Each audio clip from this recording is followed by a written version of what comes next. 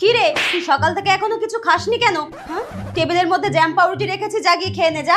না মা, আমি আজকে কিছু খাবো না, আমি শিবরাত্রির উপোস করেছি। রাত্রিবেলা আমি শিবের মাথায় জল ঢালতে যাব। হ্যাঁ, শিবরাত্রির উপোস করেছিস? যে খাবারের নাম শুনলে মাথা ঠিক রাখতে পারে না সে করেছে উপোস। ঠিক আছে, কিছুক্ষণ পর বলছি পোলাও আর ঝাল ঝাল করে কড়াইশুঁটি দিয়ে আলুর দম করেছি, খাবি? পোলাও আলুর দম? না আমি খাবো না, খেতে হবে না। কিছুক্ষণ পর শোন না, গরম গরম ফুলকো লুচি আর ঘুগনি করেছি, খাবি আয়। বললাম তো খাবো না, আমি উপোস করেছি তো।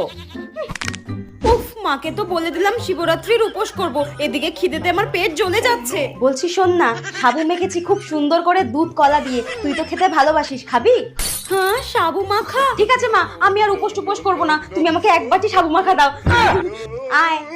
আমার কপালে আর ভালো বর জুটবে না, কোনোবারেই আমি শিবরাত্রির উপোস করতে পারি না, দেখ ভালো লাগে না।